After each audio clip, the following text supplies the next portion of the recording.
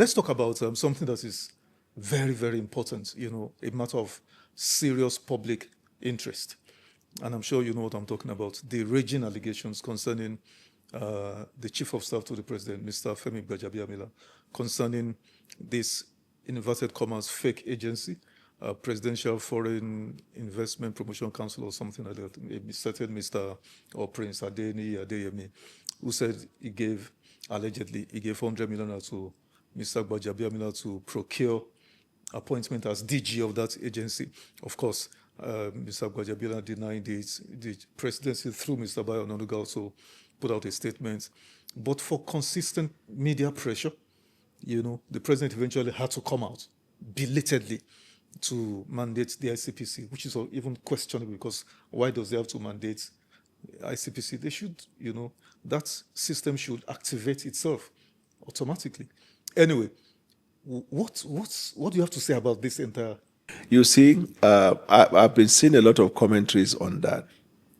But apart from being a special advisor to the president on media, I am also a lawyer, and I'm bound by the tenets and of our profession. Once a matter is committed to for investigation, everybody is to keep it like sub judice, just like when a matter is in court. Because what you say might interfere with the investigation one way or the other. So that is why you heard what the man was saying, that he's asking for independent people because already the presidency has taken a position. You see, the allegation is given. That's why I don't want to comment on that, because my principal has ordered investigation in respect of the matter. I mean, as a spokesman, when your boss has ordered investigation and you go ahead to talk, it will really undermine on the authority of your principal. So that's why I make no comment on that.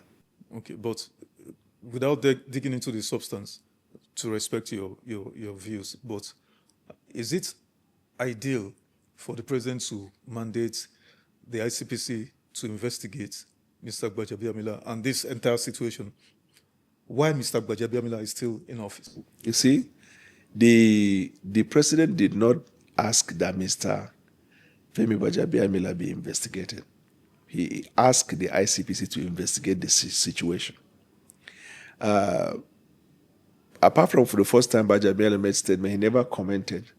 But that young man who is all over the media talking, I'm sure that most of the people who watch it have even started questioning the credibility of his testimonies, because he changes it every day.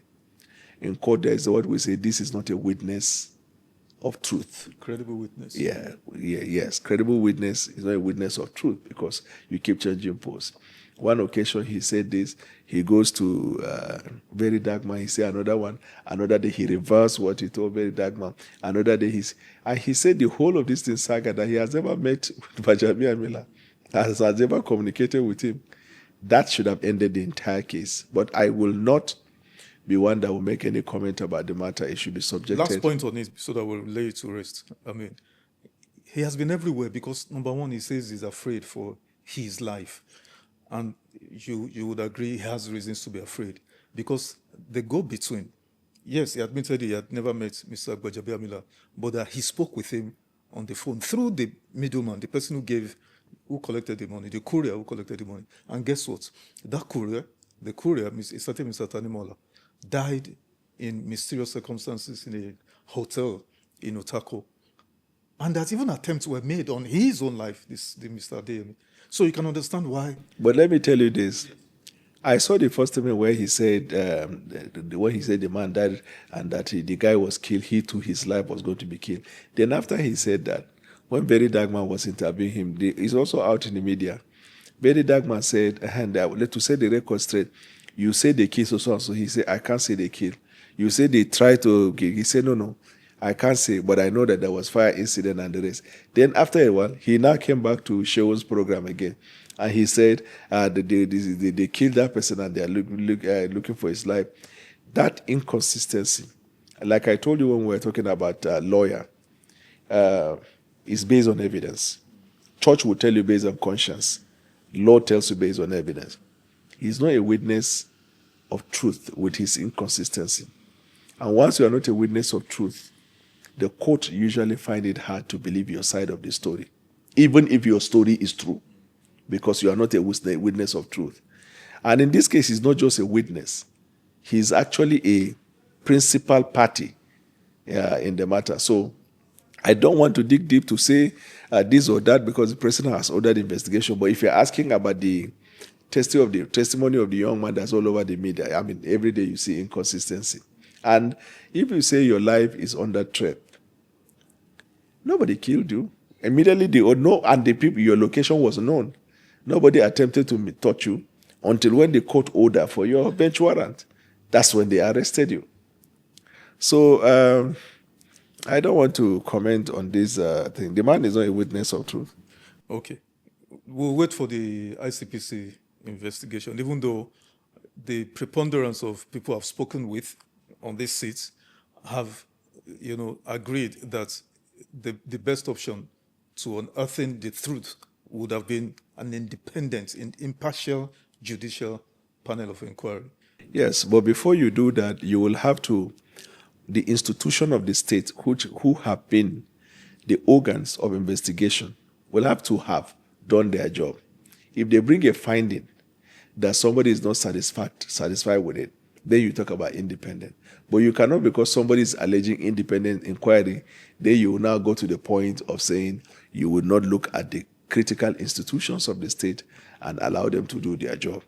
And you see, what is imperative in this whole thing? I will not sit here and tell you there is no need for reform, because given what has happened, how there were infiltrations across value chain, I mean, I'll be dumb. Institutional failures, and all of that. Yes, I will be dumb here to tell you there is no need for reform. And all over the world, when things like that happen, then a reform, comes. And this is a precedent of reform. And reform is part of progressive ideology. Okay, final question. I know I said fat, but there are precedents, even in this administration. Better you do. Maybe a few months after President Tinubu took over, better I'll do a minister for humanitarian affairs who was engulfed in a scandal of awarding huge contracts to businesses where she had interest and all of that. She was asked to step aside for proper investigation, even though we never knew what happened up till today. We don't know the outcome, but at least she was asked to step aside, and she hasn't been recalled. Is it the independent panel of inquiry that did it? No, I just want to answer. No. It wasn't an independent. Has she returned since then? EFCC took over that investigation. Yes, but Daniel, hold on. The question is that she was asked to step aside. Under Buhari, what's his name now? Former SGF, Gbajabiamila, was asked to step aside eventually and was prosecuted. Under Jonathan, his own chief of staff, actually. In fact, that's actually a mob, just by mere, not even up to this scale, mere that it seemed like he was living way above his pay grade, was asked to, in fact, President Jonathan removed him and replaced him with somebody else. So don't you think, once again, the president ideally should have asked his chief of staff, please, step aside temporarily? The president is in charge of his government. He makes decisions. We don't decide for him. The president has exercised good judgment on many occasions on whatever he does. And I am a testimony when he exercised judgment in my favor with respect to appointment. This president, if I will tell you the little I know about him, probably people who know him more than myself will tell you, he doesn't move because somebody said something. I think you told me that yourself. You also said that. He does not. In fact, what he does is, when the allegation becomes many, then he even suspects the premise on that there may be something positive about you. That's why people are attacking. He's an open-minded person whose decision is not quick. Check all the decisions of the president. They are usually not quick. But when they are finally made, you hardly can fault him. So that is his own style. That is his judgment. And he has been so far very effective in that. The chief of staff to the president is a very high position. If an investigation is conducted, whether he's sitting there or not, investigation will be done. Are you saying that institutions of state will hear chief of staff more than the president? That's the question they have to answer. And in case other presidents have been influenced like that, not Bwala and Tinubu. I'm just wondering, as tens of millions of Nigerians too are wondering, that why, Mario Balotelli, Italian footballer, those days said, why always me? Why always me? Why me? Why always me? on the an inscription And on his shirt. then a British pundit said, because we are exceptionally skilled. So the question is on everybody's lips is that why always Gbajabiamila? Why is accusing fingers of large-scale corruption pointing at only one person, Mr. Gbajabiamila? I've never had anybody talk about you that you are going around. You know why I'm saying this? In the heat of all of this scandal with this fake, so-called fake agency, news broke by People's Gazette, that Mr. Gbajabiamila wrote to the NUPRC, Nigerian Upstream Petroleum Regulatory Commission, that their cost of collection, 4%, which is 4% cost of collection, that they should take 2.5% to run their as management fees. Then 1.5% should be set aside and paid to, and which 50, and that 1.5% of the 4% amounted to 54 billion naira. He wrote, citing legal position of the PIA and all of those, and that the president has directed that money. The question is, why? Let me tell you this. I have been in this media, and to a large extent, I have been friends with the media, locally and internationally. And I know when media is being manipulated. Now, not to denigrate the position of People's Gazette, the cable, or anything, but when I was appointed, I knew how these two platforms were used to malign my image. These are possibilities in the media. So do you think this story has no substance to it? No. What I'm saying is that I don't take it hook, line, and sinker. Why? Because that president who sits there is the one that collects briefing from the SSS, from the NIA, from Defense Intelligence, from his other means of communication, from the SGF. He is in a better position to know the authenticity of a matter like that, not these people writing. And I have also known how these platforms sometimes are being used. I am not saying this, but I'm saying the possibilities. No, but and I knew how I encountered. Can you address this? That's the point I'm saying. When they said, did they show you the document? Is it not a story that was run? Stories have been run. They have letters that showed he wrote to that, citing in the letter. And they showed the letter, yes, of course, to the masses. Okay, give you example. They claimed all of this. I mean, openly. Let me give you, when the letter was presented, that that other fake agency director got appointment by Gbajabiamila. That was the thing the guy was parading around. When he later learned that Femi Gbajabiamila doesn't have the authority to appoint, he changed his story. And then we learned that it was forged. If the president, any appointment from the president will be conveyed through the secretary to the government of Nigeria, I convey to you His Excellency President Bwala Tinubu's approval of your appointment as XYZ, Kiniko. So I am not the type, let me make it clear, I am not here to say authenticity or not. I am just giving you scenario, because the investigation ordered by the president is the one that will come out with a finding. So I will never be here to tell you it is A or B, because it's subject of investigation. But when you say B, it has to be B. I am giving you scenario that it can be true and can be false as well. It is investigation that will come out with a better outcome. And I want to plead with you, sir, because you people will know better. Members of the press are the principal agent in investigation. Everything starts with them before government will start. So since you believe in the power of investigation, and none of your investigation comes out in 3 minutes, you take time. Why don't we wait until this investigation is concluded?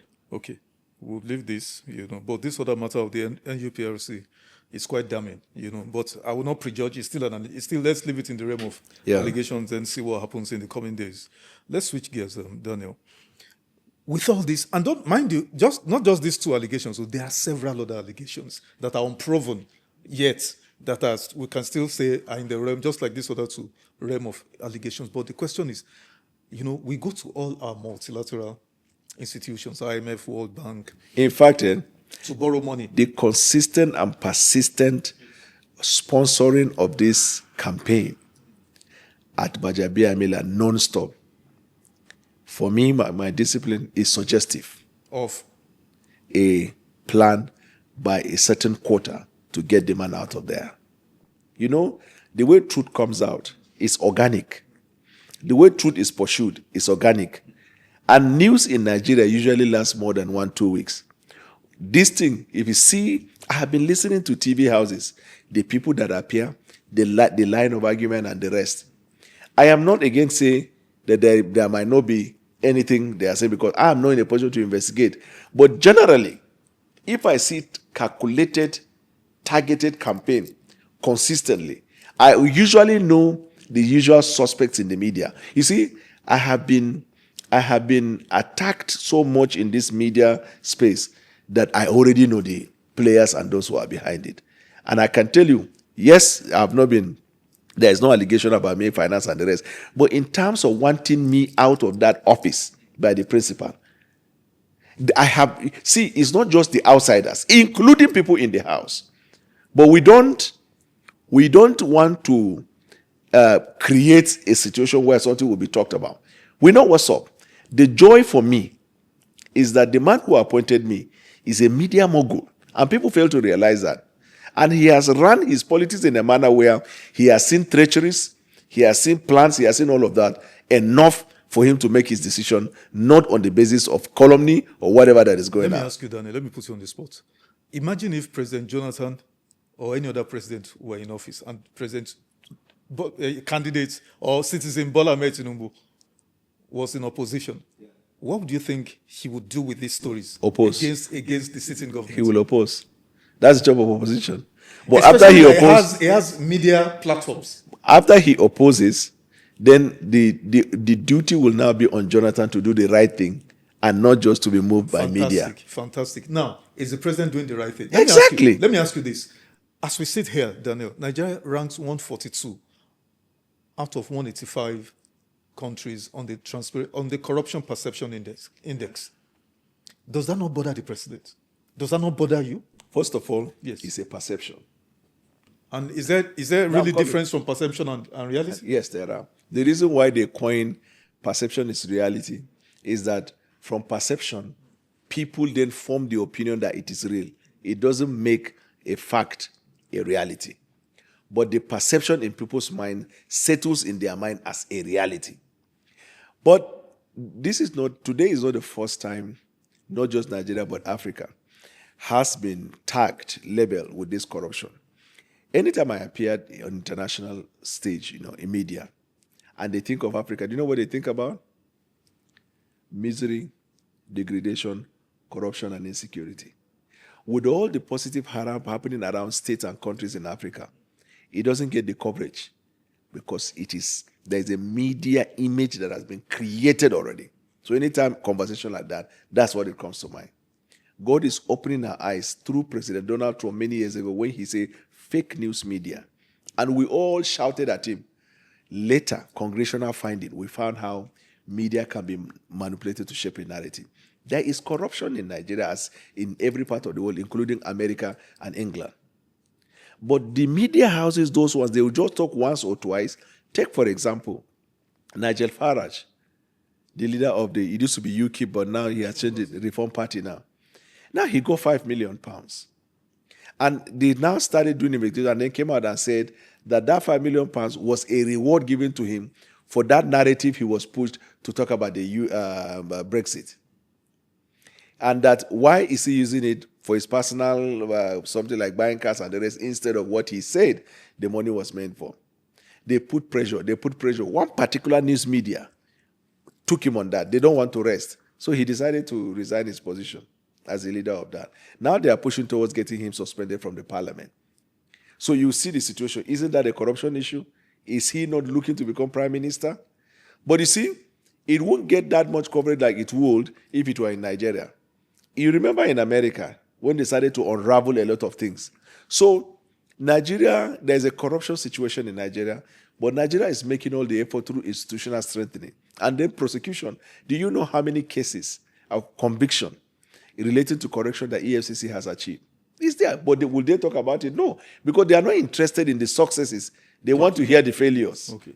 I'm so glad you raised this issue of Nigel Farage, founder and leader of the Reform Party UK, who just by media pressure was forced to resign. And now the pressure is on to No, actually he resigned. Yes. And now pressure is also ongoing to make him resign his seat in the British Parliament. Why can't we do that here in Nigeria? Why can't people, when they come under a cloud, prima facie, evidence of, misconduct, malfeasance, corruption, and all of those, just step aside? I will tell you, Of Mr. Gbajabiamila. there are two scenarios. Number one is that to a large extent, the UK media space also comes under scrutiny if they go wrong. You know what forced Piers Morgan out of that radio station, that TV station that he went and created his uncensored, because it is believed that he took it personal, the issue relating to the Prince and Meghan. So because of that, so there is even scrutiny in the media in the UK. So you are tempted to believe the media, because if they go wrong, they will be scrutinized. Is there any scintilla of scrutiny of media in Nigeria with the influx of fake news people in our space and cocoyam journalists? Lately, because of the way media runs with revenue and viewership, mainstream houses have now gone back to radio to bring in people who don't have any record of credibility. So one scenario that I'm telling you is that because the UK media is scrutinized very strongly, stories that come from the media, to a large extent, it is believed. In Nigeria, it is not scrutinized. So anybody, if I want to take up agenda against you, Mr. Olawale, do you know it's easy?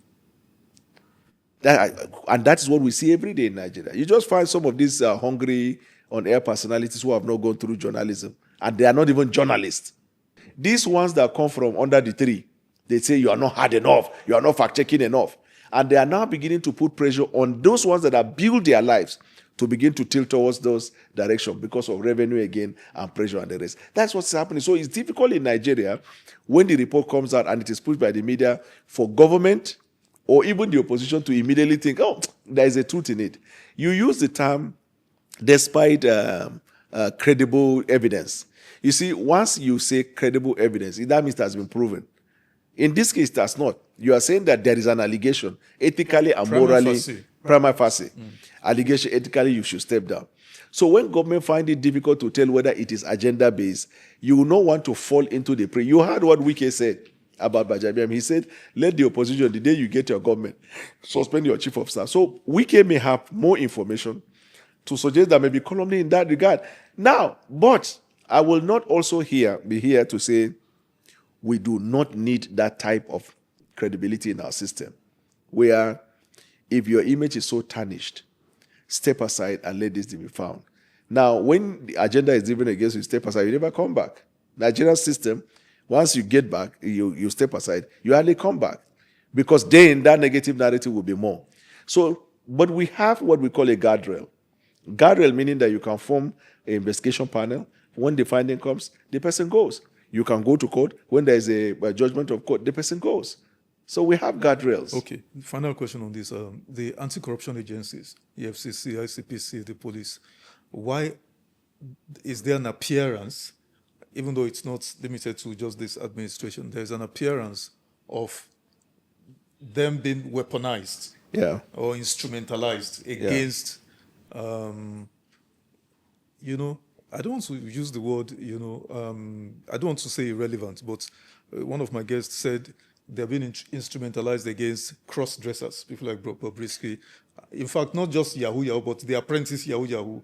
They're devoting their energies and resources in that direction. Whereas we have high-profile, politicians who should have no business going near, our public institutions. They leave those ones. I will tell you that from my experience as a lawyer, court is a court of evidence, right? Not, I think, see. The Yahoo and this cross-dressers you talked about do not have the wherewithal to recruit lawyers of pedigree that have mastered the administration of justice in Nigeria, and they know how to manipulate it. Why I use manipulated, not in the negative sense of bribery, but how to delay until the matter dies down. That's one. So those ones are more prone to either admitting to the guilt. They are more prone to accepting plea deals. Now, whereas a politician of means, a politician of name and relationship, who probably may have even participated when he was a governor in nominating the person who has now become a judge to preside over his matter, or who has friends and families who are like that. And lately, our politicians' wives are judges. Mysteriously all over Nigeria. So it's like we're giving a better version of democracy. Does that bother you? How can I stop somebody from being a judge? When they married them, they were not governors now. You understand? So everybody is still reading law. That's what I'm telling you. So anybody can be a judge in Nigeria. Anybody can be attorney general, because understandably, legal profession is one that has the chunk in democracy. They have the whole arm of government to themselves. They are one arm of government in which, whether the president likes it or not, there must be a seat of the attorney general. Then there are other people. Then in the legislative, they are there. So maybe that might be the reason. You see, some people also out of experience. That if you go to Onitsha, a friend of mine from Onitsha, his entire family members are lawyers. I said, why is everybody's a lawyer? He said, historically, because they fought over land and things like that, he was saying part of the things that make everybody wants to know is right. And now you have more population of lawyers from Onitsha than the rest of, if you compare them with other parts of the South. So that may be because in Africa, if I will use the word, those in Nigeria, politicians of means can hire the best lawyers. And the best lawyers not just know the law, they know the mind of the judge. So that's why these high-profile politicians who have allegedly or been alleged to have embezzled huge sums are just allowed to walk through the justice system. EFCC has complained a lot. I have represented EFCC. I've interacted with EFCC over the years. My thesis is on anti-corruption. And so I have received strong input from the EFCC, ICPC, and the rest of the stakeholders. EFCC's concern is that when they will do proper investigation, they will go to court ready. But because the defense lawyers are so powerful, they know the law, they know how to manipulate it, you will see how that case is delayed. Now, I will put this thing to tell you that you cannot altogether condemn EFCC. Do you know why? Even these people cases, it's not as if they are discharged and acquitted. Is that the cases are delayed till the political leader goes, another one comes. So it is actually a delay. That is not to say EFCC is not doing well. That is to say the system is being, that was what led to Administration of Criminal Justice Act in 2015. Even with the Administration of Criminal Justice Act, with what it says, everyday trial, this, with everything, they still found a way around it. So it is not the problem of the, in my view, law enforcement. There was a time EFCC had a problem of thorough investigation. But now they do investigation, to be fair. And I cannot say EFCC will be 100% correct. Even the FBI. It was, recently the judges had to berate FBI. And even CIA itself, when they were applying this Foreign Intelligence Surveillance Act, where unilaterally they can just surveil you, listen to you and all that. So these are the dynamics. But not because there is a deliberate plan to victimize people without means, cross-dressers, and then free those ones. No. And I hope you know a lot of politicians and former governors in our progressive party who are undergoing prosecution. They appear in court, as in they go to court every day, prosecution. Yeah, so some of their cases have been more or less, buried. Your former party chairman, Adams Oshiomhole, senator, said once you join the APC, your sins are forgiven, your crimes. It was political jibe.